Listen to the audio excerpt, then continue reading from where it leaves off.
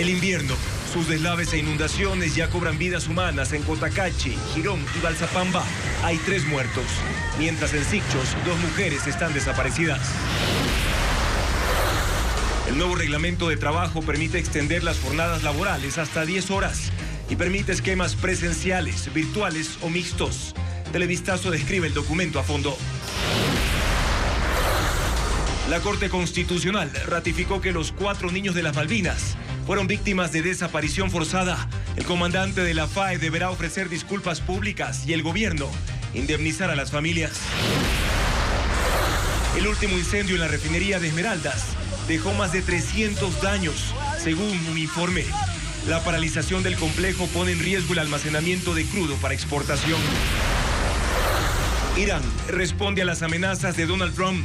Afirma que sus misiles son más potentes. Del país, como ha pronosticado el Instituto de Meteorología, las precipitaciones continúan. Deslaves, inundaciones y desbordamientos de ríos son los principales efectos que cobraron ya la vida de 3 personas. Andrea, amigos, buenas noches. Con esta información comenzamos. Así es, Juan Carlos, imágenes impactantes sobre las emergencias en localidades como Zaruma, Portobelo y Balao, y también en varias provincias de la sierra como Imbabura y Azuay. Nuestros equipos periodísticos han preparado reportajes sobre lo ocurrido en las últimas horas. Bienvenido a Televistazo Estelar. Estamos en vivo por ecoavisa.com y Ecoavisa Play.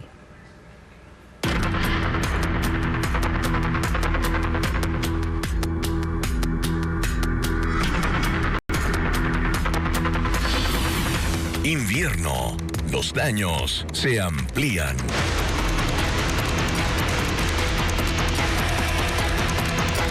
Un aluvión provocado por el desbordamiento de la quebrada Salvias afectó al cantón Zaruma en la provincia del Oro. La fuerza del agua y el lodo arrasó con viviendas, arrastró escombros y dejó vías afectadas. Los estragos del invierno se extendieron hasta Portobelo, con varios sectores inundados, como lo informa Fabricio Lapo.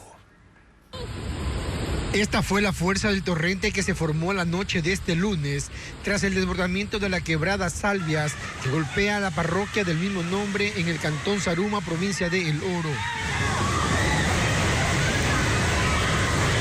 Eran las 11 de la noche cuando el estruendo del aluvión alertó a los habitantes. La corriente descendió y atravesó el centro poblado, arrastrando escombros, dejando a su paso destrucción y pánico. Con la luz del día, la magnitud de los daños quedó al descubierto.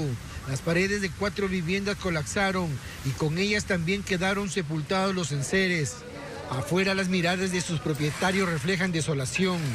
Cerca de 100 personas entre rescatistas, militares y voluntarios brindan asistencia a los afectados. Con palas retiran el lodo acumulado. Los habitantes aseguran que es la primera vez en 60 años que ocurre un evento de esta magnitud.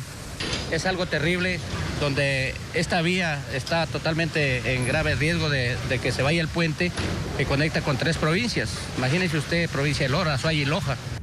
La estructura de al menos 10 viviendas ubicadas junto a la quebrada quedaron debilitadas. Según la Secretaría de Gestión de Riesgos, hay 60 personas afectadas. El puente que conecta con la parroquia también tiene daños. Sí, en la parte de arriba lo que se ha dañado paredes, parte del piso de las casas, se ha llevado chancheras, que han habido unas polleras que habían por el otro lado. Los estragos de las lluvias se extendieron al cantón Portobelo. Allí el aumento del caudal del río Amarillo obligó a evacuar a 50 familias. En el sector El Pache, el desbordamiento del río Calero también dejó 50 familias afectadas. Deslizamientos taponaron una alcantarilla y provocaron que el agua y el lodo inundaran 8 viviendas. Tenía la parte de atrás cilindros, lavadora, todo eso. No hubo tiempo de sacar nada, porque creció de una sola. Al momento, maquinaria de empresas privadas remueven los escombros acumulados sobre el puente de ingreso a la ciudad. Y a esta hora hacemos contacto con Estefanía Arias, quien se encuentra en el cantón Balao, en Guayas, para dar seguimiento a las graves afectaciones por el invierno. Más de 1000 familias lo han perdido todo debido a las inundaciones. Estefanía, cuéntanos cuál es el panorama a esta hora. Ha empezado a descender el caudal del río y sobre todo ya hay acceso al cantón. Por lo que estamos viendo, la situación sigue complicada. Así es, Andrea, una situación bastante complicada. Amigos, buenas noches. Estamos en el ingreso del Cantón Balao, acá en Guayas, y como podemos observar, el camino realmente todavía está... El agua ha bajado, sí, el agua ha bajado, pero pese a eso todavía está bastante complicado ingresar. No todos los vehículos se arriesgan porque ya al ingresar o al llegar a casi cerca al centro del cantón, pues hay sectores que todavía siguen completamente inundados.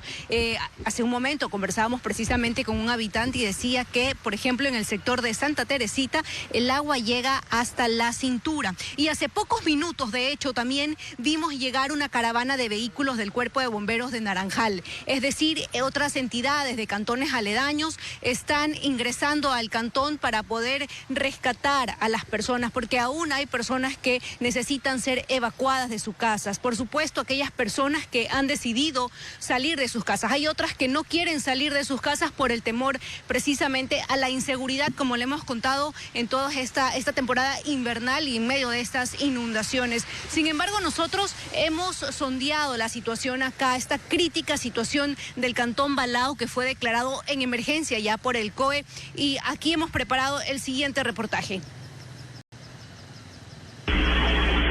A la 1 de la madrugada de este martes, la tranquilidad de los habitantes de Balao, en Guayas, se vio interrumpida por la fuerza del agua. Mientras dormían, el río Balao se desbordó y rompió un muro de contención construido por la prefectura del Guayas. Como resultado, el 60% del cantón quedó bajo el agua. Muchos muros se fueron, se rompieron y bueno, aparte que vino una gran cantidad de agua de la zona alta de la Azuay, que ha afectado no solo al Guayas, sino también a la provincia del Oro. Durante la mañana, el ingreso al cantón fue imposible debido a que la corriente del río bloqueaba la vía. El puente de acceso al centro quedó cubierto por palos y una parte de la losa se vino abajo. Patricio, quien vive al pie del muro, relató que tras escuchar un fuerte estruendo, su vivienda se llenó de lodo en cuestión de segundos. Pensamos que era el puente que se había caído. Cuando vi el agua que se metía, mi hijo estaba dormido. Lo cogí, salí corriendo, el agua igual me alcanzó allá a revolcar en la entrada. No alcanzamos a rescatar nada, como usted ve. Todo se inundó aquí, no se pudo salvar nada. Prácticamente lo perdimos todo ahorita, sí. Ya eso es lo que tengo. Sin ropa, no tengo nada.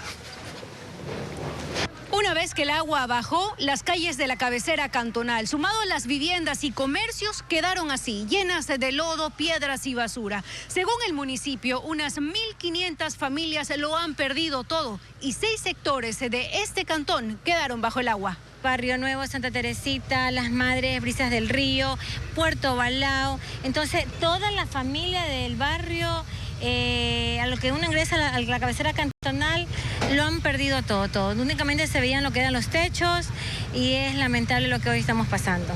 El COE cantonal declaró en emergencia a Balao. Aún hay sectores inundados. Los habitantes siguen evacuando en botes, intentando rescatar las pocas pertenencias que lograron salvar del agua. ¿Estaba rescatando su moto? Sí, mi papá que se encuentra en las últimas casas del fondo donde el agua da pues hasta el pescuezo. ¿En ese momento qué hicieron? En la madrugada, sacar y alzarlo en los mesones, en las camas, lo que más se podía, en las motos principalmente, pero los instrumentos de trabajo y eso.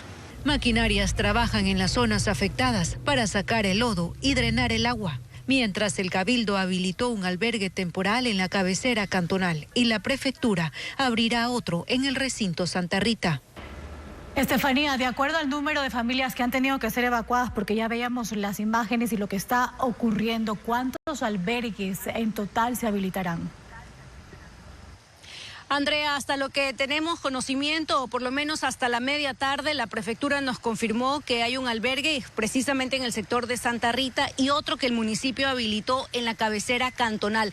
Aún no hay una cifra específica de cuántas familias han sido pues trasladadas a estos sitios porque realmente la situación es bastante caótica. El 60%, como ya lo decíamos, de Balao está inundado y no todos quieren salir. Entonces aún no hay una cantidad de cuántas familias han sido trasladadas porque además hay otras que han ido, por supuesto, a casas de sus familiares. Nosotros lo que sí hemos visto es que ha llegado equipos de rescate, también ayuda humanitaria y también se está, por supuesto, trasladando o evacuando aún en bote a las familias. Aquí seguiremos, por supuesto, tomando el pulso a esta situación que se vive acá en el Cantón Balao. Gracias, Estefanía. Más adelante, de hecho, tendremos un nuevo enlace desde Balao, en ese cantón donde 6 sectores quedaron bajo el agua y la zona fue declarada en emergencia. Y seguimos hablando de este panorama porque las intensas lluvias provocaron deslaves que dejan ya víctimas mortales en el país. En Imbabura y Azuay, enormes masas de tierra se dieron en cuestión de minutos, provocando deslizamientos que sepultaron a 2 hombres, además de destruir casas y carreteras también. Ante la emergencia, organismos de socorro y comunidades se sumaron a las intensas labores de búsqueda y rescate entre el lodo y los escombros. Cristian Tinajero tiene las imágenes. En la provincia de Imbabura, un deslave de gran magnitud provocado por las intensas lluvias terminó en tragedia en el sector Quinde de las Tolas, en el cantón Cotacachi. Una enorme masa de tierra descendió con fuerza desde la parte alta de una quebrada y partió en 2 la carretera que conecta a esta localidad con otros poblados de la parroquia Vacas Galindo. Un hombre de 41 años terminó sepultado. Testigos alertaron a los organismos de socorro que se desplazaron hasta este lugar, a 3 horas del área urbana. Habitantes del sector también se sumaron a las labores de búsqueda. Fue necesario utilizar maquinaria para remover el lodo y las piedras, que incluso habían formado una especie de represa. La noche de este lunes, el cuerpo de Carlos Antonio Guevara, de 41 años, fue localizado entre los escombros. En la provincia de Azuay, cerca de las 23 horas de este lunes, un deslizamiento en el sector Pambadel, en el cantón Girón, cayó sobre esta vivienda. Luis Antonio Dután, de 75 años, que vivía en el lugar con su hija y un acompañante, falleció sepultado. Su familia fue evacuada y trasladada al Coliseo del Cantón, que fue habilitado como albergue temporal. Mientras tanto, otro deslave en el sector Zapata cerró el paso en la carretera Cuenca-Girón Pasaje durante 10 horas. Y sigue cayendo, está bastante peligroso. Esperemos que cese las aguas de nuevo, esto no va a haber paso hasta cuándo. Todos los días vivimos de la agricultura, de los animales y se ve que está jodido. Y en la carretera Cuenca-Riobamba, la caída de una enorme roca bloqueó la circulación en el sector de Gonzol. Maquinaria se desplazó al sitio para destruirla y restablecer el tránsito. Y ahora veamos qué ocurre en Bolívar, donde un deslizamiento sepultó una casa y dejó una víctima mortal. Mientras tanto, en Los Ríos, 5 viviendas quedaron destruidas tras el desbordamiento del río El Tigrero. Odette Camacho recorrió la zona y nos cuenta los detalles. La madrugada de este martes dejó una escena de destrucción en la provincia de Bolívar. Un enorme deslizamiento tumbó una vivienda en el sector Las Peñas de la parroquia Balsapamba en el cantón San Miguel. 3 personas que estaban dentro quedaron atrapadas. Moradores del sector lograron rescatar con vida a una mujer y a su hijo, pero el propietario de la casa quedó bajo los escombros. La vivienda de 3 pisos fue desplazada hacia la quebrada aproximadamente 50 metros. Las labores de búsqueda del cuerpo tomaron alrededor de 4 horas por parte de los organismos de socorro y la comunidad en general.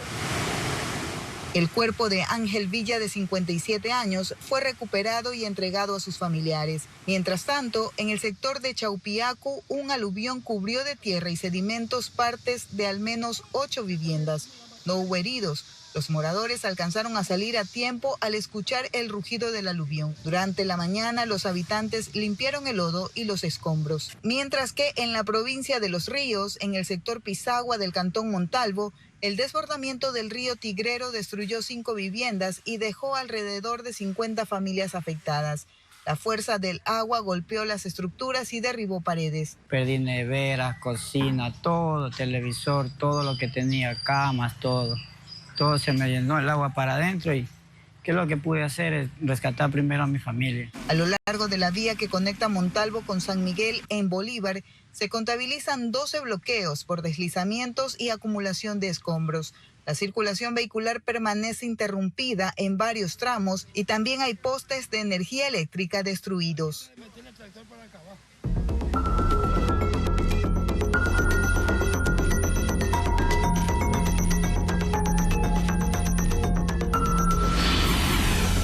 Trabajo. Abren nuevos horarios.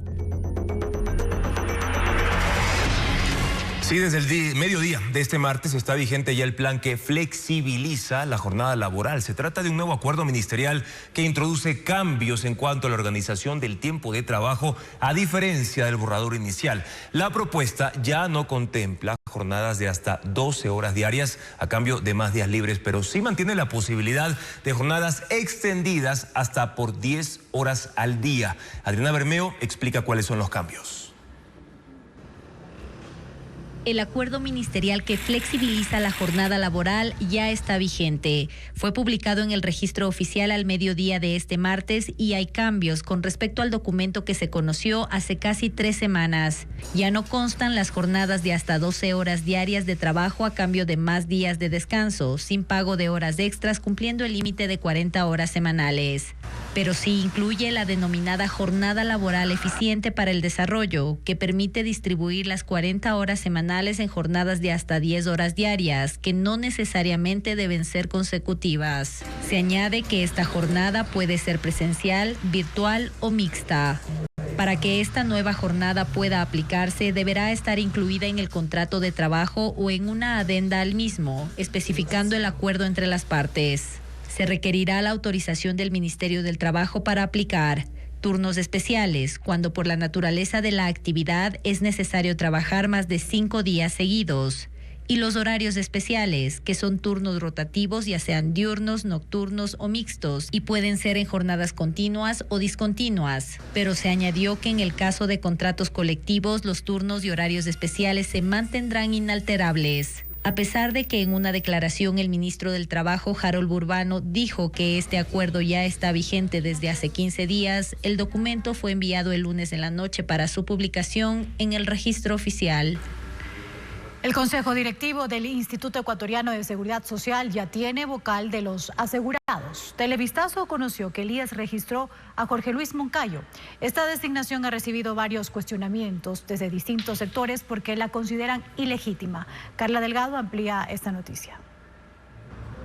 Tras 5 meses, la vocalía de los asegurados del Instituto Ecuatoriano de Seguridad Social vuelve a tener representante. En un memorando interno al que tuvo acceso Televistazo, se conoció que Jorge Luis Moncayo fue registrado dentro del Consejo Directivo y se solicitó habilitar sus cuentas de correo institucional. Esta vocalía permanecía vacante desde el año pasado, cuando el ex vocal Richard Gómez renunció a su cargo. Gómez salió del país y actualmente es investigado por un presunto desfalco a la cuenta de los trabajadores de la Corporación Nacional de Electricidad, CENEL. Gómez había llegado a ese cargo en 2022, amparado en una acción de protección concedida por un juez de Quevedo. Esta vez ocurrió algo similar. Moncayo recurrió a una medida cautelar otorgada por una jueza de Portoviejo. Un nuevo quebrantamiento a la gobernabilidad, a la institucionalidad del IES. No hay en el ordenamiento jurídico ningún artículo que faculte a que cualquier grupo de ciudadanos se reúna para tomar una decisión de esta envergadura, como lo es determinar quién debe ocupar el cargo de vocal de los asegurados. La Ley de Seguridad Social establece que los representantes de los afiliados deben ser elegidos mediante un proceso organizado por el Consejo Nacional Electoral. Según Henry Llanes, presidente del Frente por un Nuevo IES, ese procedimiento es precisamente el que a su criterio se estaría evitando. El gobierno tiene miedo que los afiliados, que los jubilados vayamos a una elección, para que entonces sean los afiliados y los jubilados sin maniobra, sin acuerdo entre gallos y medianoche, elijan a una persona idónea para que vaya y les cuide el dinero. Por esta razón, este lunes acudieron a la Asamblea Nacional para denunciar el caso ante la Comisión de Garantías Constitucionales. Los dirigentes no descartan otras acciones frente a lo que califican como una designación ilegítima. Televistazo solicitó una entrevista con el nuevo vocal de los asegurados, pero hasta el momento no hemos obtenido una respuesta.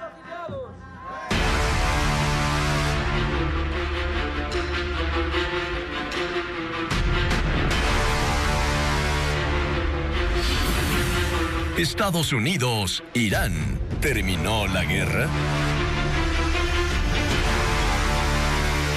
La Guardia Revolucionaria de Irán respondió a las amenazas del presidente de Estados Unidos, Donald Trump, asegurando que sus misiles son ahora más potentes que al inicio de la guerra. El régimen de Teherán asegura que países como China, Rusia y Francia interceden para un posible alto al fuego, pero la decisión sobre parar la guerra ahora depende únicamente de Irán.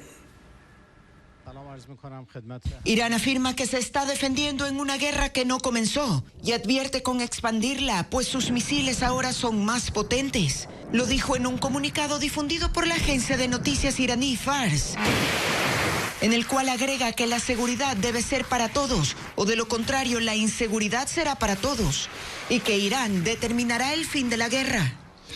Apenas ayer el presidente de Estados Unidos, Donald Trump, aseguró que el conflicto con la República Islámica está prácticamente terminado y que Teherán ya no tiene armada, ni comunicaciones, ni fuerza aérea. Un portavoz del Ministerio de Asuntos Exteriores iraní declaró que Teherán ha rechazado las solicitudes de alto al fuego de países como China, Francia y Rusia.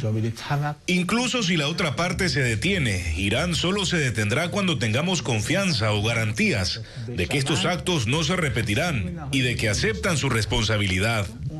Irán mantiene su amenaza de atacar a las embarcaciones que intenten cruzar el estrecho de Hormuz, por donde transita el 20% del petróleo mundial. Ocurre en medio de las advertencias de Trump sobre ataques 20 veces más fuertes si el régimen iraní bloquea la navegación en esa ruta.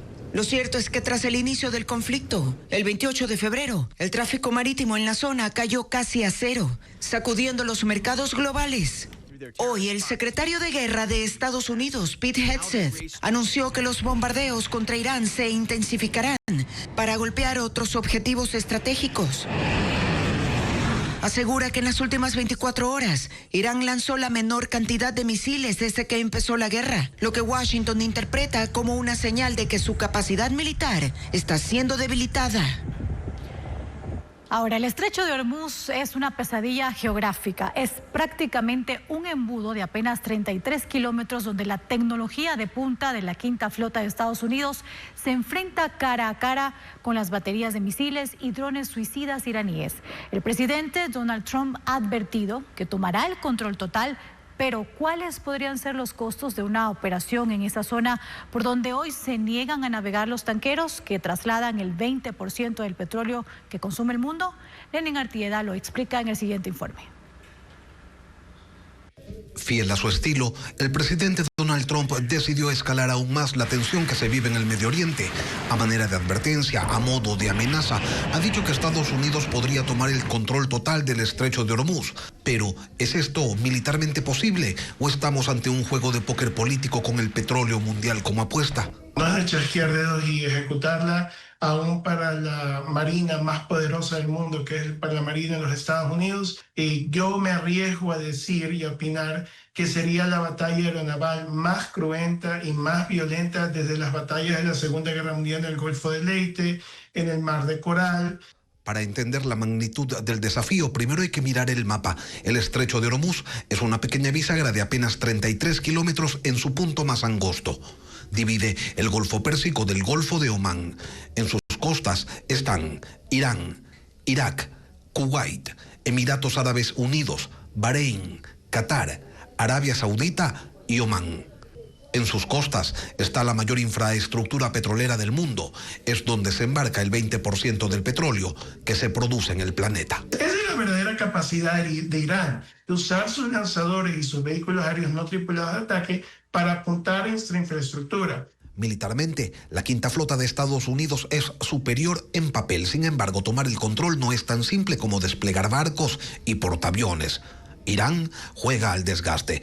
Utiliza una guerra de guerrillas en la que los drones suicidas de bajo costo y las minas inteligentes pueden convertir este paso en un campo por el que no quiere circular ninguno de los grandes tanqueros. Los costos de una intervención total son astronómicos, no solo por el gasto militar de escoltar cada barco, sino por el riesgo de bajas. Un solo misil iraní que impacte a uno de los barcos estadounidenses, los de guerra o los tanqueros, cambiaría la narrativa de Trump de victoria rápida a una guerra eterna que sus votantes parecería no están dispuestos a tolerar. Porque las defensas antiaéreas de los Estados Unidos en los grupos de ataque de portaaviones son significativas, los sistemas Aegis en navales nunca han sido probados en un escenario como este. Fueron diseñados para un escenario de confrontación naval con la Armada Soviética, en la cual la Armada Soviética iba a tratar de apuntar a los portaaviones estadounidenses con barridos de 200 a 150 misiles. Aquí podríamos ver potencialmente 3 o 4 veces más esa cantidad de misiles y de aviones no tripulados. Por ahora, el estrecho de Hormuz sigue siendo una zona de máxima alerta, una partida de ajedrez, donde el mínimo error de cálculo podría encender la mecha de una crisis energética mundial. La Corte Constitucional ya emitió la sentencia del caso Malvinas. Declaró que Josué, Ismael, Steven y Nehemías fueron víctimas de desaparición forzada.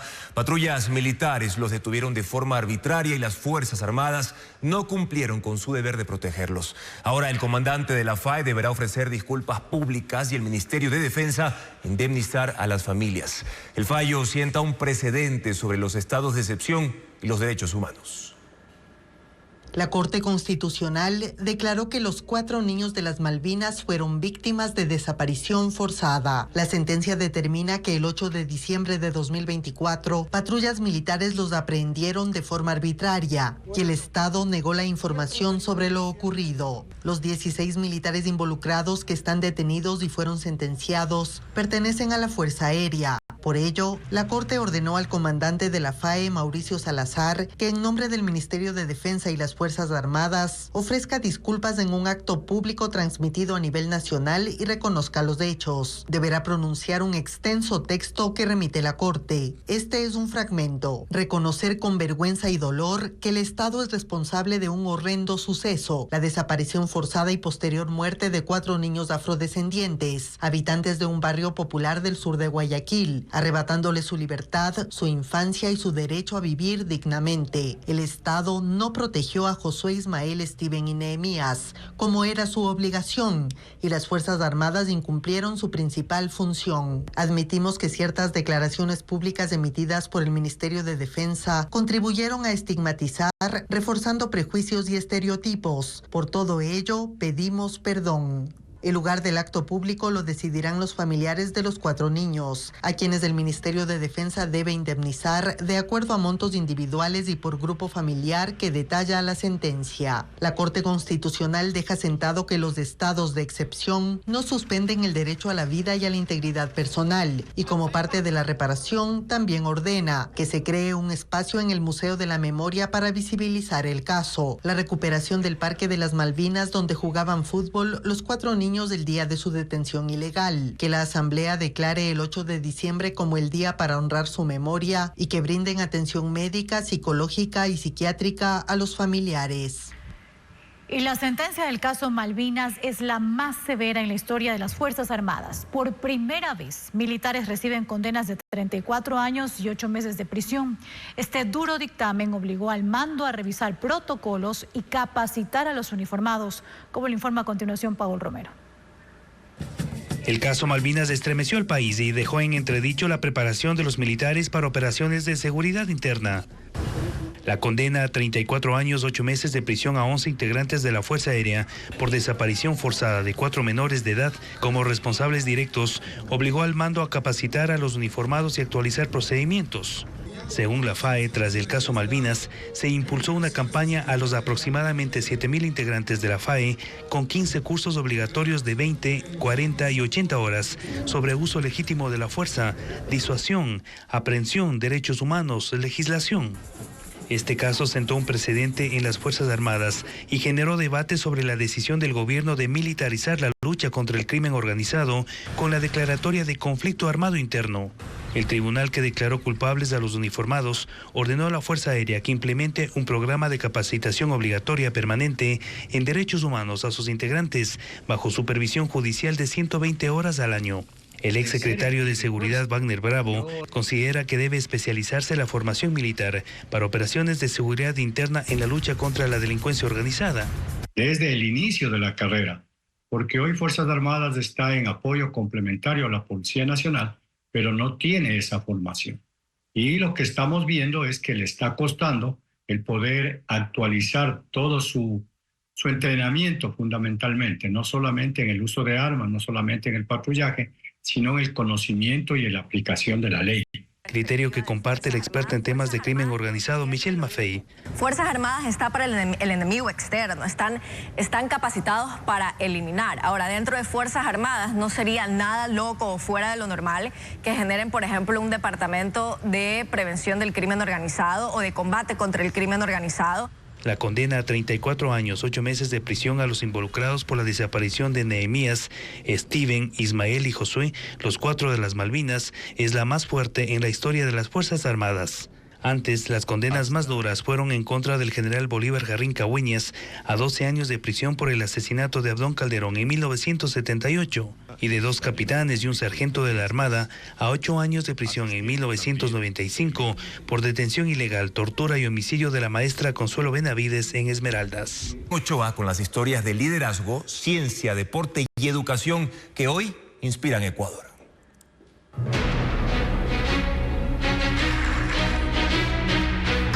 En una misma sala se reunieron historias que nacieron en distintos caminos, pero coinciden en un mismo propósito: dejar huellas en la sociedad. Entre aplausos y reconocimientos, Hogar, la primera revista del país dedicada a la mujer, fundada en 1964 por Rosa Amelia Alvarado, celebró la edición número 25 de Mujeres del Año. Su fundadora recuerda que el liderazgo femenino no es una tendencia, es una realidad que sigue creciendo. Admirables mujeres ecuatorianas que hoy distingue Hogar por su coraje, su pasión por la vida, su lucha por un mundo mejor, menos violento, más humano. Ustedes representan a miles de mujeres que alzan su voz, que buscan un sueño, que cantan a la vida y a la esperanza. A ustedes les decimos gracias por creer y no dejar de soñar. El máximo reconocimiento, la Rosa de Plata, fue para Rosalía Arteaga, primera mujer en ocupar la presidencia constitucional del Ecuador, premiada por una vida dedicada a la educación, la cultura y el liderazgo. Los retos son conseguir un mundo más equilibrado, más justo, con menos asimetrías. En la sala también brillaron otras historias que hoy inspiran al país. Gabriela Baer, una voz firme del periodismo ecuatoriano. Ivonne Ayala, joven programadora que posiciona al país en la inteligencia artificial. Glenda Ramos, oncóloga reconocida en Europa por su lucha contra el cáncer. Ana Cecilia Villa, científica que utiliza tecnología para rehabilitar vidas. María José Jauregui, psicóloga que abre caminos de inclusión para personas con autismo. Claudine Poulson, chef que lleva el sabor ecuatoriano hasta la guía Michelin. Génesis Reasco, campeona mundial que puso al Ecuador en lo más alto de la lucha olímpica.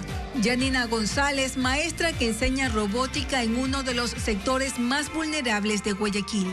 Ana Cristina Barragán, cineasta ecuatoriana premiada en el Festival de Venecia. Doménica Cobo, Bárbara Bonilla y María Elisa Holmes, creadoras de una red de apoyo psicológico para mujeres vulnerables en Latinoamérica. Sara Palacios, nadadora que desafía mares y fronteras. Victoria Salcedo, conferencista que convirtió la adversidad en un mensaje de resiliencia. Marisela Carranza, líder comunitaria y poeta. Y Fernanda Moncada, campeona mundial de patinaje. Para la revista Hogar, reconocerlas no es solo un premio, es contar los testimonios de mujeres que están cambiando el país. Que la mano de la mujer es la cuna que mueve al mundo. Y creo que los roles de las mujeres en su maternidad y en su ser familia siguen manteniéndose. Y le suma toda esta conquista a nivel profesional y laboral. La ceremonia terminó con una foto oficial, una imagen que quedará en la historia y que recuerda que cuando una mujer avanza, también avanza el Ecuador. También estamos en vivo en nuestra web ecuavisa.com y en nuestra aplicación Ecuavisa. Avisa Play. Un inventario preliminar en la refinería de Esmeraldas identifica 344 puntos gravemente dañados por el incendio del 1 de marzo. Petroecuador no precisa los trabajos ejecutados desde ese día, pero proyecta retomar operaciones el próximo lunes 16 de marzo de forma gradual.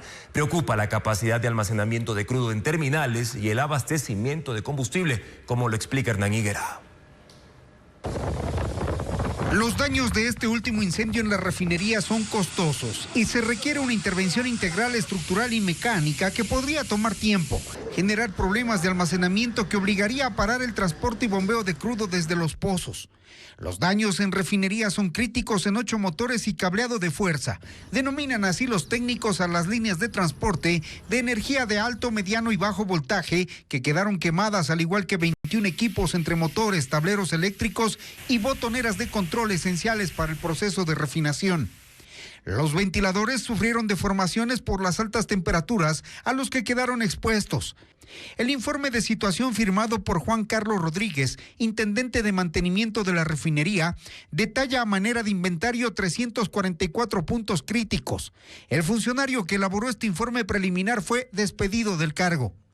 Petroecuador reitera que el 16 de marzo la refinería retomará operaciones paulatinamente. Sin embargo, dejar de procesar 92,000 barriles diarios preocupa porque podría desembocar en una acumulación de crudo oriente en el terminal marítimo de Balao en Esmeraldas, cuya capacidad, según este informe, se agotaría el 19 de marzo. En este memorándum del 3 de marzo, el jefe corporativo de Programación y Coordinación Operativa, Fausto David Granda, advierte a 5 gerentes de Petroecuador que desde esa fecha se comprometerían las operaciones del SOTE y con ello la capacidad de almacenamiento del terminal Lago Agrio, con consecuencias directas en la producción de crudo oriente en campo. En otras palabras, los analistas hablan del riesgo de un apagón petrolero. Si se tiene mucho almacenamiento en Lago Agrio, no les queda otra que ir revisando la operación de los pozos. De ahí que Petroecuador no descarta reprogramar exportaciones adicionales de crudo oriente de forma urgente. Asimismo, se pide adelantar el programa de importaciones de gasolina super, extra y diésel para mantener la operación del poliducto Esmeralda Santo Domingo-Quito y además evitar un posible desabastecimiento de combustibles en los terminales del norte del país.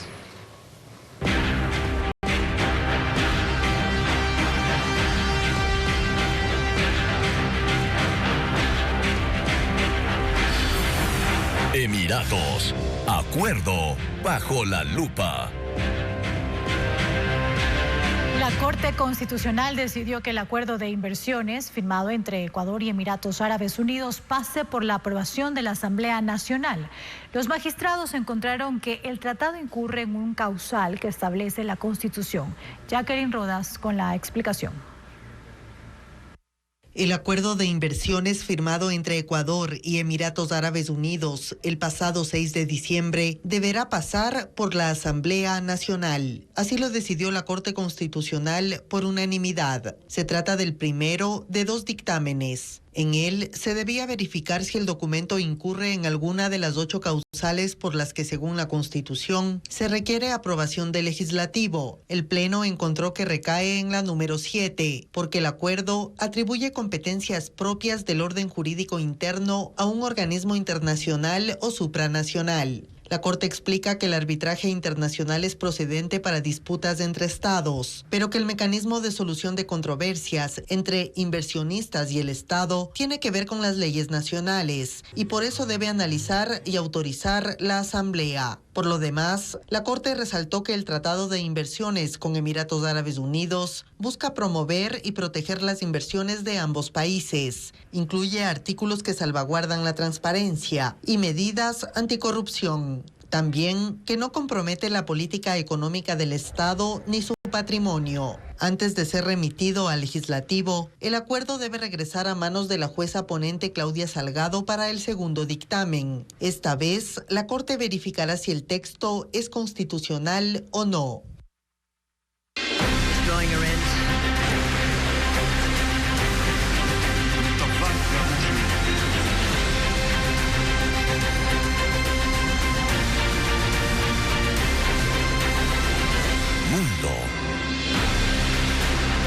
Cuatro de los mayores productores de petróleo del mundo, Arabia Saudita, Emiratos Árabes Unidos, Kuwait e Irak, han reducido de forma coordinada su producción en unos 6.7 millones de barriles diarios, lo que equivale aproximadamente al 33% de lo que producen juntos. Una consecuencia directa de la guerra en la región y del bloqueo en el sector estrecho de Hormuz es que muchos buques petroleros están evitando la zona por seguridad. Al no poder sacar el petróleo al mercado, tienen que cerrar pozos temporalmente. Ese recorte equivale aproximadamente al 6% del suministro mundial de petróleo.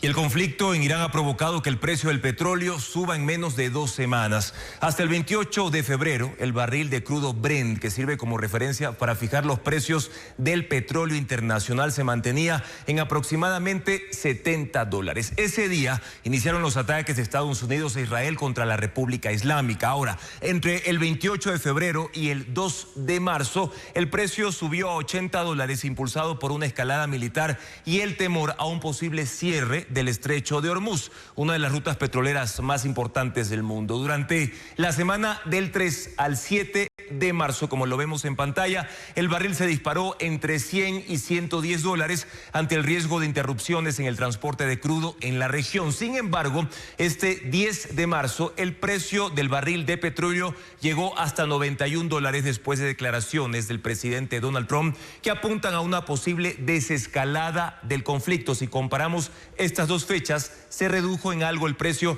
este martes 10, pero podría cambiar en las próximas horas. La tensión también se ha reflejado en los mercados bursátiles. Si miramos el Dow Jones Industrial Average, que sigue la evolución de 30 grandes empresas de los Estados Unidos, vamos a evidenciar una caída desde 48.400 puntos del 28 de febrero hasta 47.700 el 8 de marzo. Hoy muestra un rebote parcial con el Dow Jones cerca de 47.900 puntos, aunque los mercados siguen mostrando alta volatilidad ante toda esta incertidumbre geopolítica por el conflicto entre Estados Unidos, Irán e Israel. Y en este contexto, investigaciones de expertos independientes sugieren que Estados Unidos fue el responsable de la muerte de 168 civiles, incluyendo 110 niñas, en una escuela iraní durante el primer día de su operación Furia Épica. Merlis González con más detalles.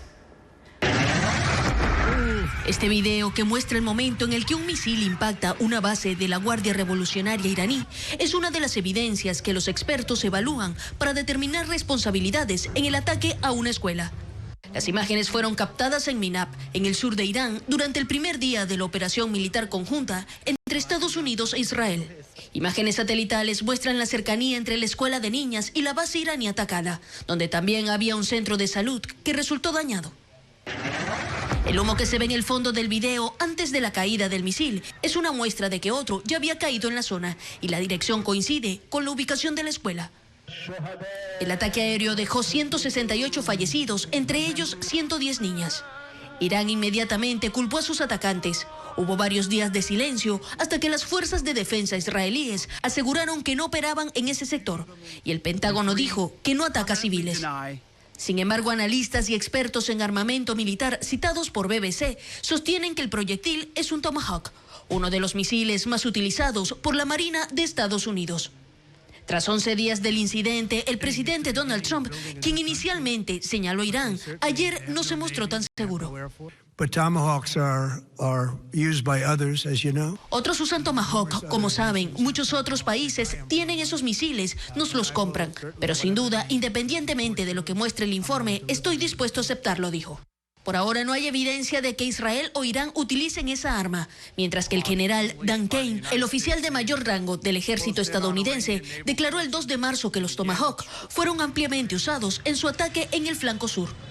Por ahora la investigación del Pentágono no sale a la luz, pero las presiones contra la administración Trump por este incidente aumentan. Los senadores demócratas ya piden una audiencia pública para tratar el asunto. Y aunque Estados Unidos sostiene que la guerra con Irán está prácticamente terminada, el despliegue militar hacia Medio Oriente aumenta. Este martes despegaron 2 bombarderos estadounidenses desde bases de Reino Unido con destino a la zona de conflicto. Además, la Armada Británica desplegó otro buque destructor hacia Chipre para fortalecer las defensas ante posibles ataques iraníes. El primer ministro Keir Starmer dijo que además enviará helicópteros antidrones. La aerolínea del Reino Unido, British Airways, cancela vuelos hacia el Medio Oriente. En un comunicado, la compañía aérea informó que desde este martes quedan suspendidos todos sus viajes desde y hacia Abu Dhabi hasta finales de este año. Además, suspendió sus frecuencias con Omán, Bahrein, Doha, Dubái y Tel Aviv hasta finales de este mes. La empresa señala que la medida es por motivos de seguridad ante el crecimiento de este conflicto bélico. Sin embargo, pide a sus usuarios estar atentos a cualquier cambio. Y la Policía Nacional de Colombia desmanteló un laboratorio clandestino y decomisó 1.3 toneladas de drogas en el departamento de Nariño, fronterizo con Ecuador.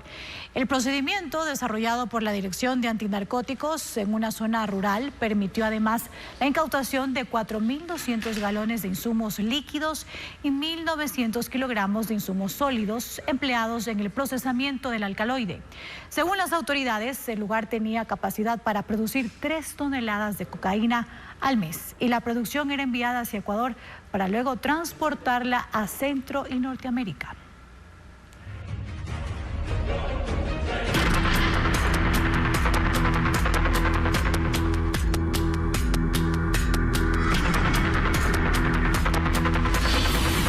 Invierno. Los daños se amplían.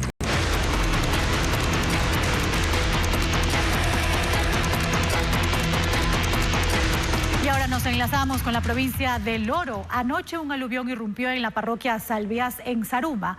Lodo, piedras y agua bajaron por el centro del poblado tras el desbordamiento de la quebrada, dejando varias viviendas afectadas. Hasta este sector se desplazó nuestro corresponsal Fabricio Lapo, quien recorre la zona desde muy temprano. Fabricio, conocemos que hubo una reunión del COE cantonal. ¿Hay alguna decisión tras el aluvión?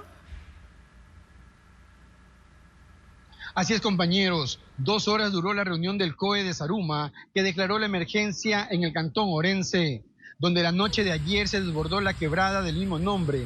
En este sector habitan cerca de 900 personas. La parroquia está ubicada a unos 15 kilómetros en la parte alta de la ciudad.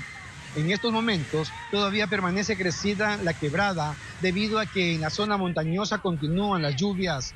Técnicos de la Secretaría de Gestión de Riesgos y de la Prefectura de El Oro monitorean permanentemente el caudal para alertar a la población en caso de un nuevo desbordamiento y aluvión. Las familias que viven en los márgenes del afluente salieron con sus enseres y buscaron refugio en casas de familiares. El tránsito vehicular en la zona es mínimo. El miedo todavía es latente entre los habitantes, ya que esta parroquia rural está rodeada por 2 quebradas, lo que incrementa el riesgo debido a las constantes lluvias. ¿Tienen alguna pregunta desde los estudios? Fabricio, ¿nos podrías indicar sobre las familias que resultaron afectadas? ¿Dónde fueron trasladadas? ¿Hay algún albergue? Las 28 familias que resultaron afectadas por el aluvión fueron movilizadas a casas de acogida debido a que el coliseo que estaba designado como albergue se encuentra en una zona considerada de riesgo y no garantiza la seguridad de los damnificados. Además, podemos indicar que desde las 8 de la mañana no se habían presentado lluvias en esta zona. Sin embargo, hace pocos minutos empezó a llover. Fabricio, una pregunta final. ¿Los servicios básicos han sufrido alguna afectación? El suministro de energía eléctrica se mantiene con normalidad en la parroquia. Sin embargo, según indicaron las autoridades, el servicio de agua potable fue suspendido debido a que varios deslizamientos afectaron el sistema de captación. Esta es la información hasta el momento. Nosotros permaneceremos en Salvías para continuar informando en las siguientes emisiones de Televistazo. Regresamos a estudios. Gracias, Fabricio, por la información. Estaremos muy pendientes de lo que ocurre en la provincia del Oro. Y ahora, siendo las 8 de la noche con 3 minutos, vamos a retomar el contacto en vivo con Estefanía Arias en el cantón Balao, en Guayas. La situación ahí es muy grave porque 60% de esa localidad permanece bajo el agua tras el desbordamiento del río. Estefanía, aunque ha bajado un poco el nivel del agua, hay temor en la población en caso de otra fuerte lluvia. ¿Hay un plan, si esto llega a ocurrir, algún plan, si se llega a presentar otra gran inundación? Juan Carlos, amigos, logramos ingresar al cantón Balao, precisamente estamos al pie de la cabecera cantonal y sí, hay un plan de emergencia. De hecho, aquí lo que han hecho es desplegar a distintas entidades de rescate, entre esos el Cuerpo de Bomberos, está también la Comisión de Tránsito entregando ayuda humanitaria, kits de alimentos, víveres, y también está, por supuesto, autoridades de parte de la prefectura que continúan con la maquinaria también un poco quitando el lodo de las calles para que el agua pueda drenar. De hecho, el nivel del agua ha bajado bastante, ya por eso podemos incluso caminar por esta zona que lleva precisamente hacia el centro del cantón. Si me ayuda mi camarógrafo, él está en este momento enfocando el puente. Este puente es el que nosotros comentábamos más temprano, que se vio afectado toda la palizada de este río, que se desbordó y pues llegó a afectar a esta zona. Aquí fue la zona precisamente donde ocurrió todo y en la que pues tiene bloqueada prácticamente el ingreso. No se puede ingresar por este lado de Balao porque el puente, una parte precisamente del puente colapsó. Esto quiere decir el ingreso, la losa se debilitó debido a que todo esto, pues por supuesto, ocasionó el desbordamiento del río, Juan Carlos. Y de hecho, Estefanía, estamos viendo que el agua llega más o menos hasta el tobillo de las personas, pero hay otros barrios, otros puntos ahí en Balao donde el agua está llegando hasta la cintura. ¿Todavía no se ha logrado completamente solventar este problema?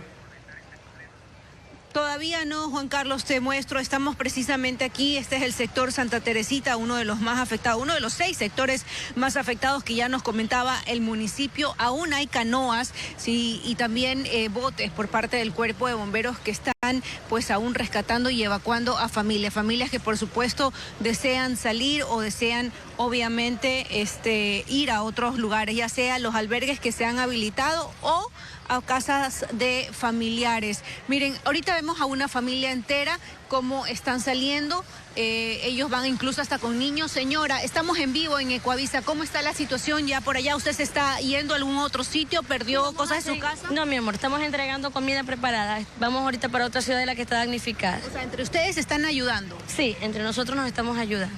¿Usted preparó esta comida para llegar a dónde? ¿Dónde la está llevando? Vinimos de lo que es la iglesia de los damnificados, pasamos lo que es Barrio Nuevo, ahorita vamos a la Ciudadela de las Madres. Perfecto. La Ciudadela de las Madres está al ingreso del cantón. Ya vemos cómo entre ellos incluso se dan la mano, porque claro, aquí la situación en realidad todos han quedado afectados. El 60%, como ya lo mencionábamos, del cantón, Juan Carlos, está inundado. Por eso, pues el COE lo declaró en emergencia. ¿Y cuáles son las vías, Estefanía, que están habilitadas en estos momentos para poder ingresar a Balao? Vemos, por ejemplo, vehículos livianos, camionetas, camiones también, equipos de rescate, personas que están llevando ayuda humanitaria. ¿Cómo están haciendo ellos para ingresar hasta ese punto?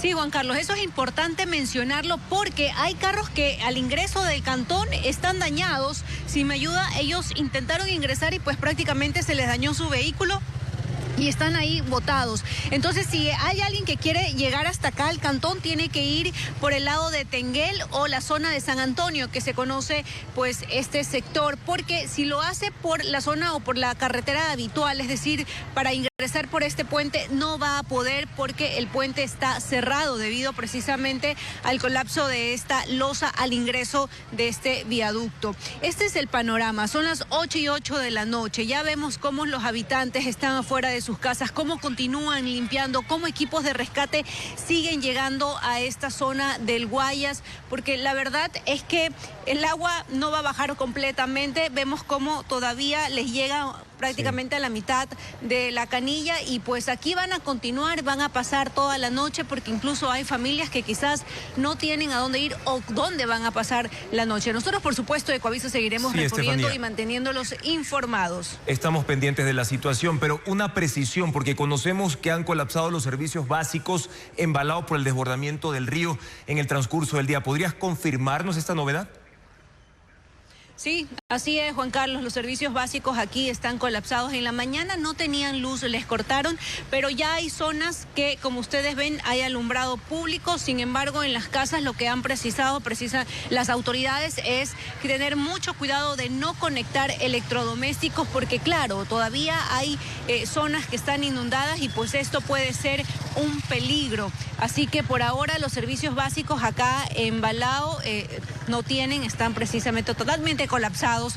Hay casas que están llenas de lodo, de palos, de basura. Entonces ellos están pasando una situación bastante crítica. Lo podemos evidenciar en este enlace en vivo contigo. Relevante información sobre el complejo panorama en estos momentos en Balao. Vamos a continuar muy pendientes, tomando en cuenta la posibilidad de que vuelva a llover en ese cantón de Guayas. Gracias, Estefanía Arias, por este informe desde ese punto de esta provincia. Bien, y ahora veamos qué ocurre, porque hay alerta en el cantón Sichos, en Cotopaxi, por la inestabilidad del terreno en la parroquia Chuchilán, donde un deslizamiento de gran magnitud deja a 2 mujeres desaparecidas. El colapso de parte de una montaña también destruyó un tramo de carretera y un puente que conecta a varias comunidades. Sandy Espinosa tiene la noticia. Ella está bajando, cuidado, ve, avenida Sacrada. Un deslizamiento cambió el panorama en la parroquia Chuchilán del cantón Sichos en Cotopaxi, una zona que ya presentaba señales de inestabilidad, pues desde hace 5 meses se habían identificado grietas asociadas a un movimiento en masa. Las lluvias intensas de los últimos 3 días saturaron el suelo y provocaron que parte de esta montaña colapse en la comunidad Guasumbini Chico. El deslave descendió por la ladera, donde se encontraba la vivienda de la familia Pilaguano. 2 mujeres que estaban adentro al momento de la emergencia permanecen desaparecidas. Eran las únicas personas que se encontraban en la casa. 20 miembros del Cuerpo de Bomberos de Sichos y Latacunga participan en las labores de búsqueda. La fuerza del deslizamiento también se llevó 300 metros de carretera. Quedamos inhabilitados totalmente ya con este aluvión. Hemos perdido la calzada, es decir, la vía que nos une Sichos, Chuchilán. Se ha perdido un puente también que existía en este sector. Ante el riesgo en la zona, las autoridades dispusieron clases virtuales en la parroquia de forma indefinida. En la comunidad de Culacusig se habilitó un albergue temporal para 20 personas que viven cerca de la zona afectada y que permanecen en riesgo por la inestabilidad del terreno. El fuerte oleaje en Galápagos afectó a varios negocios. Además, en Salitre, en la provincia del Guayas, la fuerte corriente del río arrastró una gran palizada. Luis Alfredo Zúñiga preparó un informe sobre estas emergencias.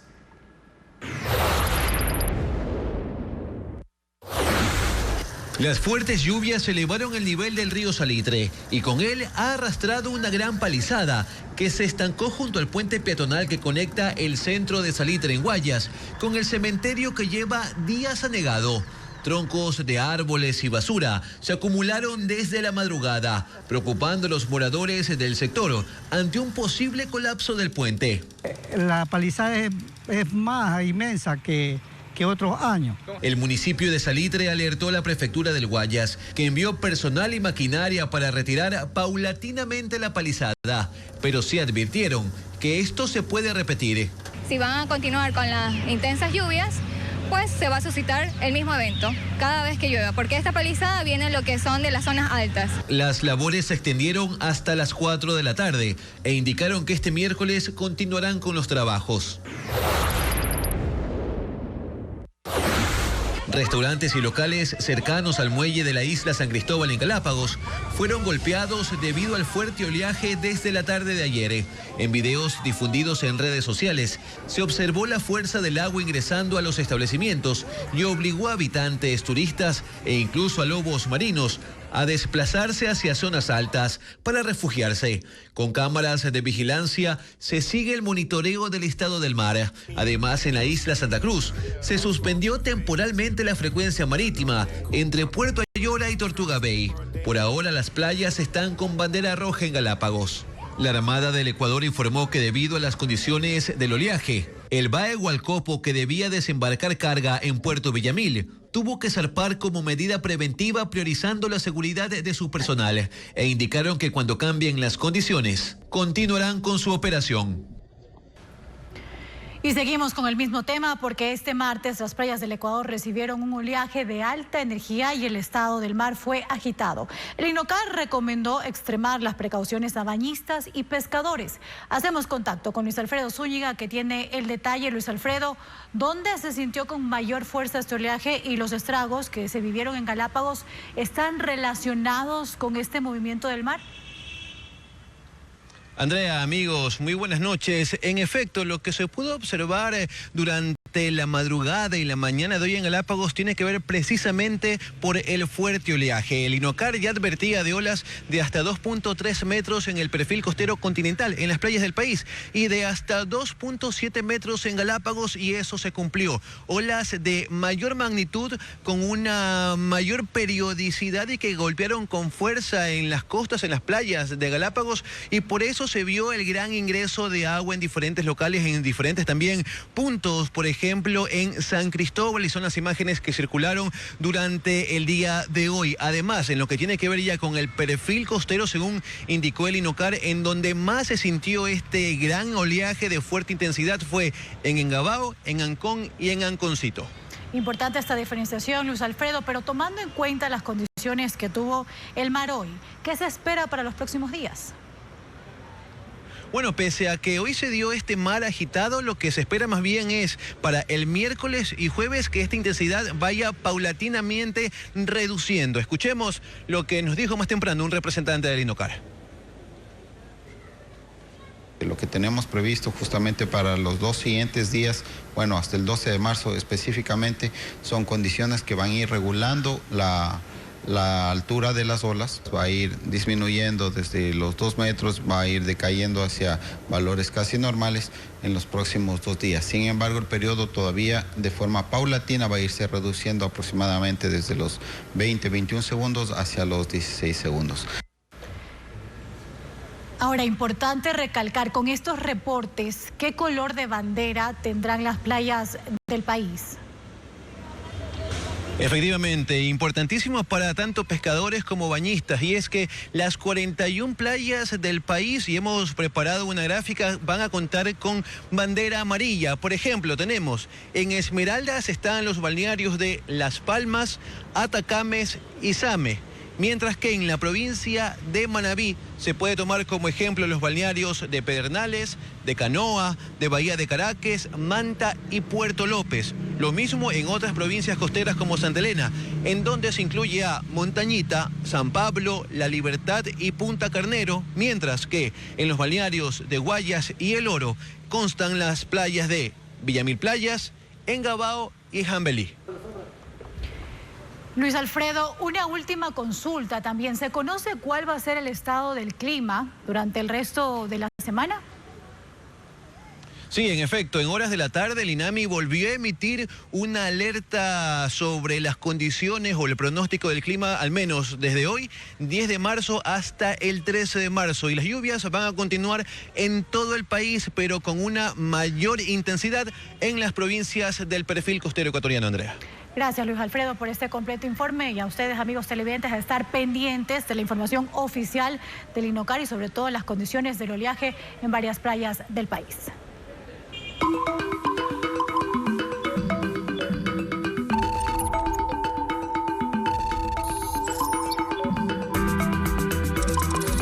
El radar digital.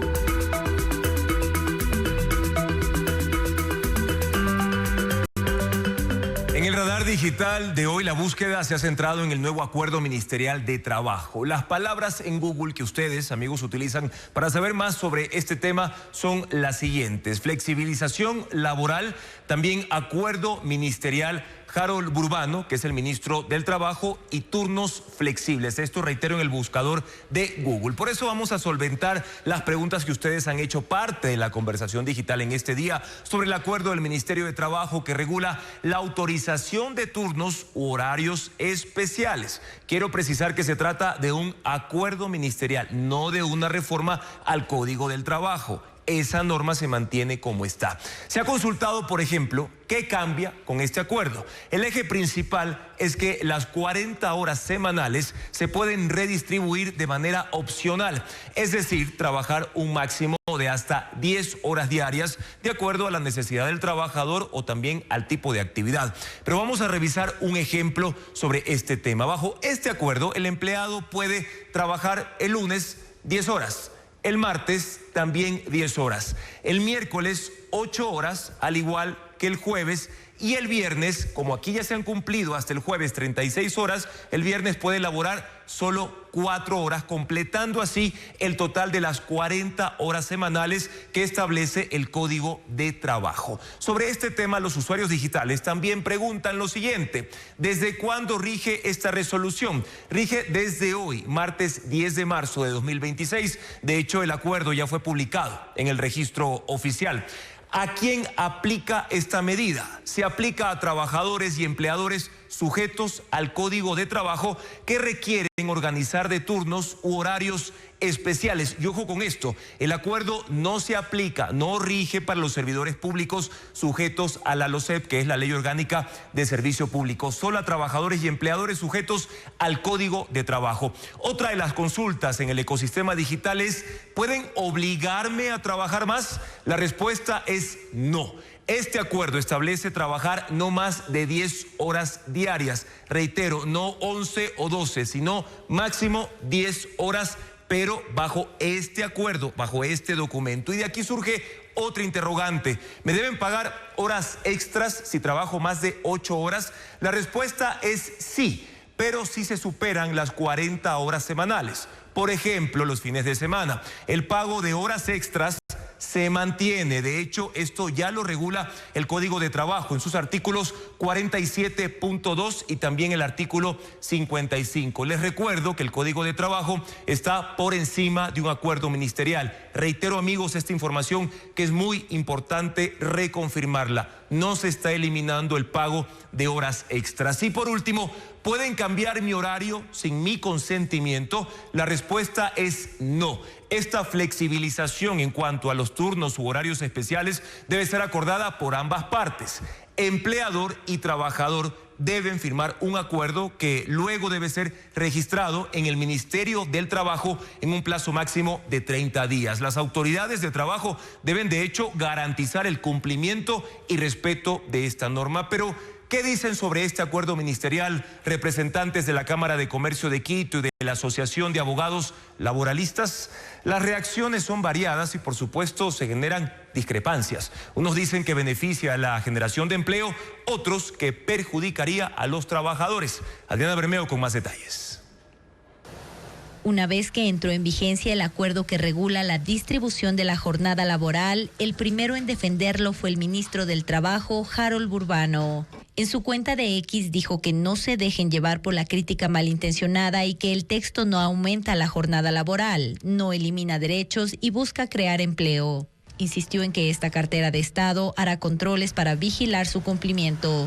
Para representantes del sector empresarial, esta es una herramienta positiva. Mónica Heller, presidenta de la Cámara de Comercio de Quito, apunta a que permitirá más formalidad y más empleo pleno. Ciertos negocios, cierto tipo de actividad que requiere de una flexibilidad y que esta medida le permite adaptar los horarios a los días y momentos donde hay consumo y eficientiza de esa manera el gasto laboral. Angie Tuapanta, presidenta de la Asociación de Abogados Laboralistas, discrepa. Señala que los trabajadores serán perjudicados económicamente con la vigencia de este acuerdo. La intención de fondo de suprimir fácticamente el pago de horas suplementarias e incrementar de 8 a 10 la jornada diaria no ha cambiado. Habría un perjuicio económico para la persona trabajadora y también habría un perjuicio en la compensación con el tiempo de descanso. El Código del Trabajo ya permitía imponer la jornada laboral prolongada, pero aplicable solo de forma excepcional y no en cualquier caso como lo permite el acuerdo emitido por el Ministerio, siempre que haya un acuerdo entre las partes. Y precisamente, amigos, en nuestra página web ecuavisa.com tienen una nota completa que profundiza en los artículos de este acuerdo. Ya pueden abrir la cámara de su teléfono celular para que puedan escanear el código QR que los llevará directo a este reportaje con la explicación, donde también podrán revisar incluso el documento del Acuerdo Ministerial de Trabajo que, reiteramos, ya fue publicado en el registro oficial y entró en vigencia.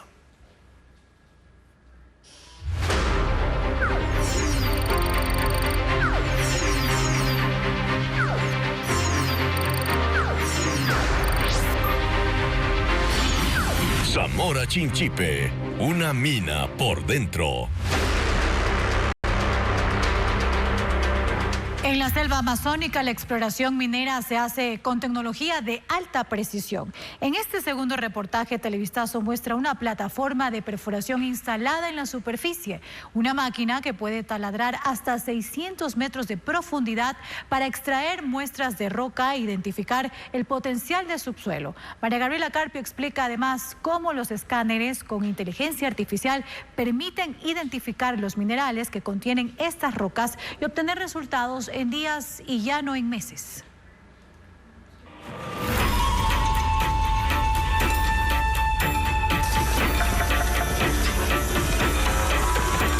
Tras subir un sendero estrecho y lleno de lodo durante 15 minutos, llegamos hasta esta plataforma de perforación, oculta entre la vegetación amazónica de Zamora Chinchipe.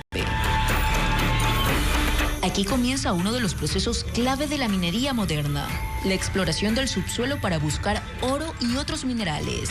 Lo hacen mediante plataformas como esta. Hay 11 en superficie y 7 dentro de la mina. Durante una semana o más, cada máquina puede perforar hasta 600 metros de profundidad para obtener los denominados testigos, cilindros de roca que se extraen para identificar el potencial del yacimiento. Pero antes de instalar cada taladro, se realizan inspecciones con el fin de reducir el impacto ambiental en el entorno. Nuestro equipo de trabajo también involucra a los biólogos y arqueólogos, que son las primeras personas que van a los sitios donde nosotros queremos perforar y básicamente hacen el rescate de flora, fauna, de piezas arqueológicas, y recién ahí entramos nosotros a hacer los trabajos de exploración. Este año perforarán 133.000 metros, con una inversión aproximada de $100 millones. La mina Fruta del Norte básicamente es una mina de oro, pero actualmente nuestros programas de exploración abarcan otro tipo de depósitos como los pórfidos de cobre. Por eso, para no reducir la vida útil de la mina, que se contempla hasta 2034, las piezas de las perforadoras y el combustible que utilizan son transportados en helicópteros. Tenemos un estándar de manejo de combustibles de doble cubeto, es helitransportado, no se desplaza por las zonas, entonces minoramos el riesgo de que haya un derrame o una posible contaminación.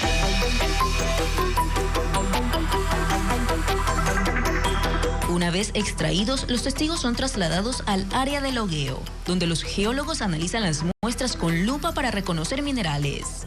Pero el trabajo ya no depende solo del ojo humano. En este galpón opera un escáner con inteligencia artificial que captura imágenes de alta resolución y analiza la composición de las rocas para identificar en poco tiempo qué elementos existen y sus cantidades. Más o menos de lo que esperábamos, 30 días, ahora son 4 o 5 días que nosotros ya tenemos los resultados. La información se procesa con un software especializado que permite generar modelos geológicos del subsuelo y estimar así el potencial minero de la zona. En otras palabras, la máquina aprende de los datos. Mientras más testigos se analizan, más precisos son los resultados y por ende mejores las decisiones de perforación. Hay minerales de alteración que la luz visible no puede pasar, no podemos ver estas cosas, entonces el sensor nos ayuda a sacar toda esta información para poder realizar interpretaciones, tomar decisiones en tiempo real mucho más rápido. Los resultados también se complementan con análisis de laboratorio, que confirman la presencia de minerales y definen los siguientes pasos de exploración. Pero la tecnología no se limita al análisis de rocas. Dentro de la mina también se utilizan drones con inteligencia artificial para inspeccionar zonas de riesgo. En el túnel subterráneo hay áreas que todavía no están estabilizadas, entonces en lugar de enviar a personas a evaluar la estabilidad de esas áreas, enviamos drones. Además, se los usa en la planta de procesos para mejorar y optimizar la recuperación del oro. Los equipos de transporte, perforación y producción también están conectados a sistemas digitales que permiten monitorear en tiempo real el movimiento del material, así como el rendimiento de la operación. Una industria que evoluciona con tecnología, innovación y conocimiento, y que está cambiando la forma de extraer minerales. Y mañana en Televistazo presentaremos la tercera entrega de nuestro especial Zamora Chinchipe, una mina por dentro que describe cómo el entorno de la mina Fruta del Norte ha cambiado la economía de todo un territorio. Chile se prepara para la investidura de José Antonio Kast como su nuevo presidente. Tras superar un impasse en el proceso de traspaso de mando con el presidente Gabriel Boric, la ceremonia será este miércoles en el Palacio de la Moneda y contará con al menos una docena de jefes de Estado y de gobierno. Veamos. El Congreso de Chile ultima los detalles para el cambio de mando presidencial de este miércoles 11 de marzo. Se prevé la asistencia de 1.150 invitados, entre ellos 12 jefes de Estado, como Javier Milei de Argentina, Nasri Asfura de Honduras, José Raúl Mulino de Panamá, Rodrigo Paz Pereira de Bolivia y Daniel Noboa de Ecuador. También asistirán personalidades como el rey Felipe de España y la líder opositora venezolana y Premio Nobel de la Paz, María Corina Machado. La ceremonia se llevará a cabo en el Salón de Honor del Congreso Nacional de Chile en Valparaíso, donde el presidente Gabriel Boric entregará la banda presidencial al mandatario electo José Antonio Kast. Boric afirmó que dio por superado el abrupto quiebre con Kast, ocurrido durante el traspaso de mando, el cual fue suspendido el pasado martes por acusaciones de falta de transparencia respecto al proyecto de cable submarino entre China y Chile para unir a Valparaíso con Hong Kong. Por su parte, Kast dijo que espera un acto republicano en el cambio de mando. Le agradezco al presidente Gabriel Boric la entrega de todos estos antecedentes y, como les digo, los tendré para el debido análisis una vez que haya jurado como presidente. Muestra de ello fue la llegada del nuevo subsecretario del Interior, Máximo Pávez, al Palacio de la Moneda, quien asumió sus funciones este lunes, antes de la ceremonia de cambio de mando oficial, con la firma de decretos y el juramento del nuevo gabinete. Precisamente el presidente Daniel Noboa arribó a Chile para asistir al cambio de mando del mandatario electo José Antonio Kast, que será este miércoles. Antes de la posesión, Noboa y Kast sostuvieron una reunión donde conversaron sobre la migración en Sudamérica y un posible corredor humanitario. Noboa también se reunió con Susana Cordero, vicepresidenta del Banco Mundial para América Latina y el Caribe, este martes. La agenda presidencial incluye un encuentro bilateral con el rey de España, Felipe. Noboa tiene previsto regresar al país este miércoles luego de la ceremonia de investidura. El Consejo de Administración Legislativa de la Asamblea Nacional, el CAL, admitió a trámite el proyecto de ley económico urgente que envió el Ejecutivo para otorgar incentivos tributarios a las empresas que donen o construyan viviendas para así disminuir el déficit habitacional en Ecuador. Las diferentes bancadas ya empezaron a buscar votos para apoyar u oponerse a esta propuesta del gobierno. Diego Cuenca conversó con algunos legisladores quienes nuevamente trabajan desde San Borondón en Guayas. El nuevo proyecto de ley urgente que envió el gobierno de Daniel Noboa a la Asamblea Nacional estará en manos de la Comisión de Desarrollo Económico, que desde hoy tiene 10 días para presentar el informe para primer debate. Se trata de las reformas a la ley de régimen tributario, que buscan establecer incentivos para el sector de la construcción, con el objetivo de reducir el déficit habitacional, que es de 700.000 viviendas en el país. Para aprobar esa normativa, la bancada oficialista necesita como mínimo 77 votos. y sus legisladores se muestran optimistas. Una vez más esperan contar con el apoyo de 6 asambleístas que se denominan independientes y que fueron expulsados del movimiento Pachacutic, con quienes han aprobado otras leyes. Que vamos a tener los votos, siempre vamos a tener que conversar con los independientes, con asambleístas de otras bancadas y con los asambleístas que siguen pensando en los ecuatorianos y no en los intereses de sus partidos. En tanto, los 3 legisladores que permanecen en Pachacutic aún no han definido una postura. Todavía aún no anticiparemos ningún criterio, pero desde ya nosotros decimos que pues vamos a estar atentos y vigilantes que esta ley a quienes podrían beneficiar, quiénes pueden ser los posibles beneficiarios de este nuevo proyecto de ley. Algo similar dice la bancada correísta, que tiene 62 asambleístas. Dicen que solo apoyarán las reformas si no hay intereses ocultos. Pero todo lo que está atrás, el entramado de todas las leyes económicas urgentes que ha planteado el Ejecutivo han llevado la misma línea. Exoneraciones, exenciones de entrada como está planteada la ley, que beneficia a unos escudándose en los más necesitados, no tendría nuestro apoyo, pero lo vamos a analizar. El oficialismo sostiene que la ley busca promover la construcción de viviendas de interés social y que solo bajo esa condición las empresas podrán pagar menos impuestos. Esta mañana, desde el Pleno de la Asamblea Nacional, que temporalmente funciona en San Borondón, los asambleístas de la bancada del movimiento correísta Revolución Ciudadana anunciaron que presentaron una notitia criminis contra la legisladora Diana Jacome del oficialismo. La acusan del presunto delito de intimidación y difusión de información reservada con base en sus declaraciones que hizo el 5 de febrero, donde recomendó a los legisladores correístas que usen buena pijama y anheló que encuentren una buena habitación en la cárcel. Según la bancada RC5, la asambleísta se adelantó a los allanamientos que ocurrieron días después contra autoridades y dirigentes del correísmo. Por su parte, Diana Jacome dijo que se defenderá de esas acusaciones y aseguró no estar intimidada por la denuncia. Una operación militar se despliega en el Parque Nacional Podocarpus para frenar la minería ilegal que se ha instalado dentro del área protegida. Cerca de 400 militares ingresaron por distintos accesos a esa reserva natural entre Loja y Zamora Chinchipe con el objetivo de desalojar campamentos clandestinos que operan en su interior. Entre montañas cubiertas de neblina y en medio de un terreno agreste que complica el acceso, tropas de las Fuerzas Armadas avanzan hacia el interior del Parque Nacional Podocarpus, un área protegida que se extiende por 146.280 hectáreas entre las provincias de Loja y Zamora Chinchipe. Informes de inteligencia estiman que en su interior operarían más de 200 frentes mineros ilegales, con alrededor de 1.500 personas. Desde esta semana, cerca de 400 militares, en coordinación con la policía, el Ministerio del Ambiente y la Agencia de Regulación y Control de Energía y Recursos Naturales No Renovables, ingresaron por distintos accesos para desalojarlos. Ambas provincias están afectadas. Al momento tenemos 2 unidades grandes que son la Brigada de Selva número 21 Cóndor y asimismo la Brigada de Infantería número 7 Loja.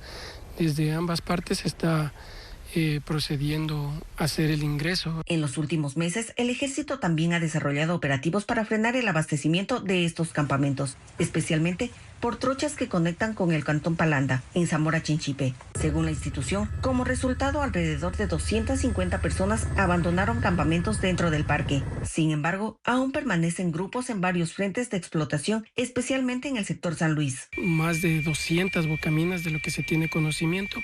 Y eso van a verificar nuestros equipos de combate que están subiendo. Debido al terreno montañoso, el ascenso puede tomar varios días, según las fuerzas. Estamos de regreso con más información. Les contamos que ayer apareció la mujer que fue secuestrada en el Guasmo Sur el pasado miércoles. La víctima, identificada como Marisol Guzmán, de 48 años, ingresó al hospital del Guasmo después del mediodía. Una fuente informó a este noticiero que la ciudadana presentaba golpes en su cuerpo y había sido víctima de abusos. A pesar de su cuadro, la mujer fue dada de alta pasadas las 4 de la tarde. Hasta el momento, la policía no se ha pronunciado por el caso, por lo que se desconoce si lograron rescatarla o si sus familiares pagaron por su liberación. El bloque de seguridad integrará un centro de mando para las operaciones militares y policiales que se ejecutarán a partir de este domingo en las provincias en estado de excepción. Las operaciones serán supervisadas por el presidente Daniel Noboa, como lo informa Paul Romero.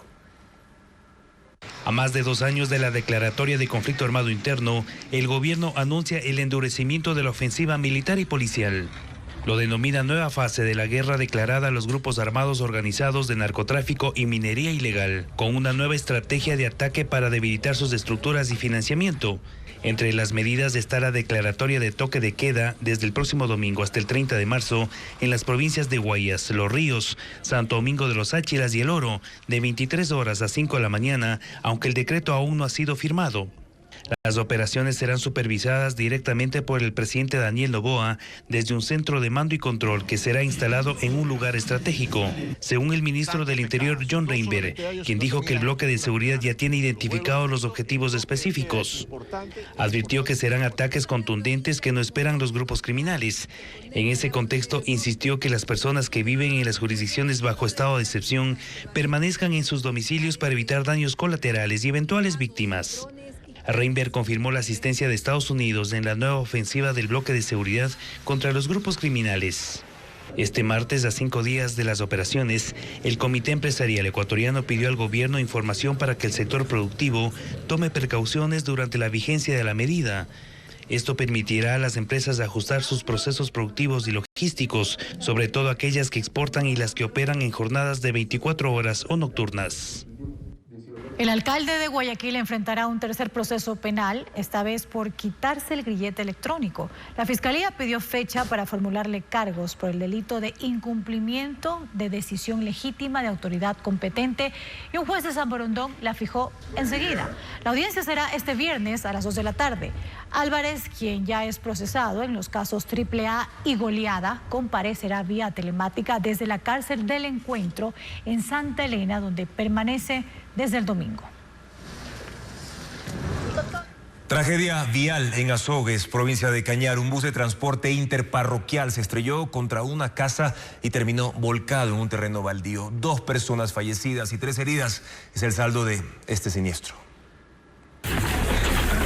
Apenas iniciaba la jornada cuando a las 6:30 de la mañana de este martes, un bus de la cooperativa Javier Loyola se estrelló contra una casa y terminó volcado en un terreno baldío en el sector Quisquis, en Azogues, provincia del Cañar. Minutos después se confirmó que el conductor y una pasajera murieron. El impacto fue tan fuerte que los cuerpos terminaron fuera del bus. Las víctimas fueron identificadas como Edison Cibri, de 26 años, y Jazmín Ávila, de 13.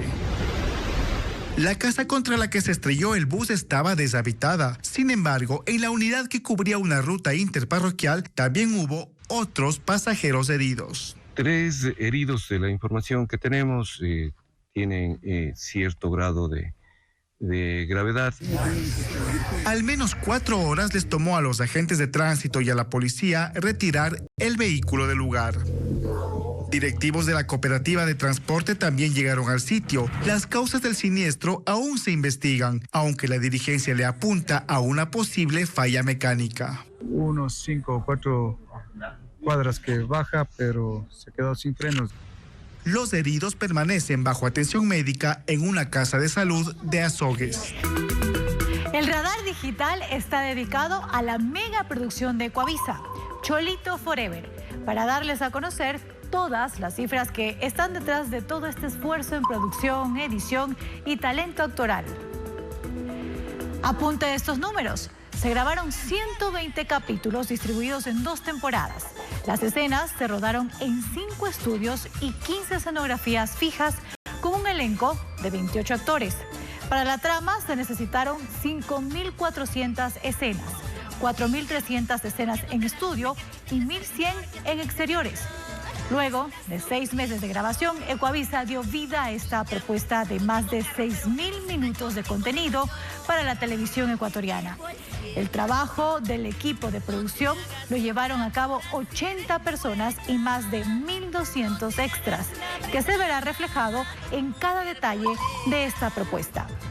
Y las cifras en nuestra página web de Ecuavisa también son relevantes. Hemos escrito más de 50 notas sobre la serie del Cholito Forever, cuyos productos registran más de 40 millones de reproducciones y 69 millones de impresiones en redes sociales. En ecuavisa.com usted encontrará Más información sobre cada personaje y esta historia que busca identificarse con la vida cotidiana de todos nosotros.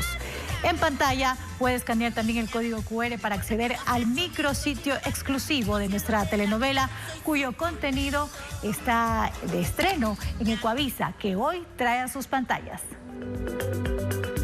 Pero ahora sí. En Ecuavisa es bastante usual recibir a los personajes que hacen historia, pero aún así, cuando llega un invitado de este calibre no puede pasar desapercibido. José Chalén, Pepe para los amigos, llegó temprano. Primero al área de maquillaje y luego directo al estudio de noticias. Era uno de los invitados de Contacto Directo, donde no rehuyó a ninguna de las preguntas hechas, ni siquiera las más personales. Es contradictorio que alguien que se pasa la vida desenmascarando a villanos y a corruptos, como lo haces tú, no pueda convencer a su propia hija de que la honestidad es un buen negocio. Bueno, sí es complicado, porque siempre lo distrae. Es como que el diablito anda por todos lados, pero es propio de esa edad. Pero un buen periodista, uno de talla nacional y internacional, no se limita a responder preguntas, sino que también las hace. También quiero hacerte algunas preguntitas a ti. Nadie sabe cómo, pero en la mitad de la entrevista los papeles se intercambiaron. Pepe empezó a cuestionar. La gente te ve en los noticieros todo serio y dice que es que mismo este hombre. Y a Lenin le tocó responder. Para criar a mi pequeño de 3 años he tenido que desaprender lo que aprendí hace 24. Al terminar la entrevista, sin embargo, hubo un incidente preocupante. Un descuido de los presentadores de Televistazo en la comunidad estuvo a punto de costarles el puesto. Cuando reaccionaron, ya había alguien ocupando su lugar. 8:45 y seguimos informando. Ahora estamos capturados por la cámara. Este segmento que te muestra que no estás solo, ñaño, que se están mirando. ¿Qué está pasando? No puede ser que nosotros nos vamos un ratito a tomar café. Al final, este monstruoso incidente se resolvió de manera amigable. Bien. Un aplauso.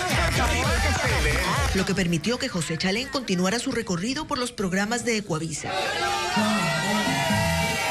El siguiente paso fue En Contacto, donde tuvo la oportunidad de mostrar que no solo es periodista, sino que también es dueño de un paladar encebolladescamente exigente, sobre todo cuando se trata de su plato predilecto, el guatallarín. Está bien, ¿cree que va a ganar? Pero aunque lo vean alegre, la vida de José Chalén no ha sido fácil.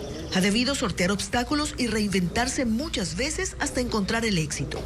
Es una historia de logros y de caídas, pero si quieres saber más de ella, puede hacerlo desde esta noche, cuando el Cholito Forever se estrene en las pantallas de Ecuavisa. De esta ciudad. Así que... Bueno, todos invitados a disfrutar de esta gran producción que la pueden disfrutar también por ecuavisa.com y Ecuavisa Play. Los esperamos en la primera emisión